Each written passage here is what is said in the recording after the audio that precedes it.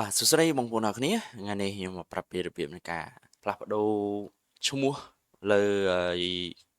កុំព្យូទ័ររបស់យើងណាមានន័យថាបន្ទាប់ពីយើងទៅឈូស Windows មកស្រាប់តែជាប់ឈ្មោះរបស់ហាងរបស់គេលក្ខណៈថាយើងជាប់ឈ្មោះហាងរបស់គេឧទាហរណ៍ណាអូខេបាទដូចកុំព្យូទ័រខ្ញុំអញ្ចឹងណាដូចកុំព្យូទ័រខ្ញុំនេះ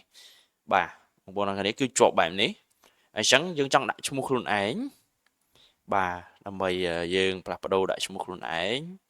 បាទជាដំបូងបងប្អូនចូលទៅក្នុងបាទ Windows បាទហើយបងប្អូនបាទចុចសេចពាក្យថា Control Panel នេះដោយសារខ្ញុំធ្លាប់ចុចរកហើយបាទបងប្អូនសរសេរទៅ Control Panel ហើយបងប្អូនបាទក៏លេខមកមើលពាក្យថា User Account បងប្អូនចុចមកលើហ្នឹងណាបាទចុចលើ User Account ហ្នឹងមកបន្ទាប់មកបាទបងប្អូនចុចទៅលើ User Account មួយទៀតមកបាទហើយបងប្អូនក៏លេខមកមើលមកក្រោមនេះបាទកន្លែងពាក្យថា Change your account name អញ្ចឹងបាទដូចខ្ញុំនេះបាទ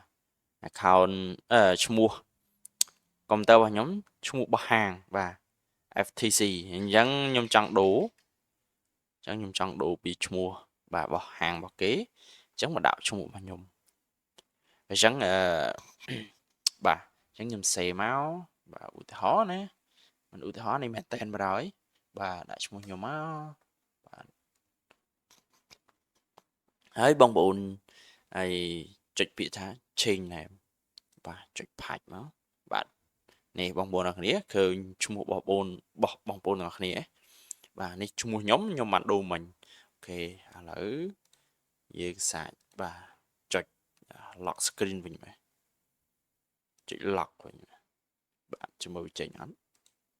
បាទនេះបងប្អូនអរគ្នាគឺវា load ចេញឈ្មោះរបស់យើងហើយអញ្ចឹងចំពោះបងប្អូនដែលចង់ផ្លាស់ប្ដូរឈ្មោះកុំព្យូទ័ររបស់យើងណាអញ្ចឹងបងប្អូនបាទអាចចូលទៅដូរបានអញ្ចឹងបាទអញ្ចឹងវីដេអូហ្នឹងមានតែប៉ុណ្្នឹងឯងបងប្អូនអរគ្នាបាទជួបគ្នានៅវីដេអូថ្មីបន្តទៀតខ្ញុំនឹងបាទចែករំលែកទៅបងប្អូនអរគ្នាឲ្យបានដឹងបាទអរគុណច្រើន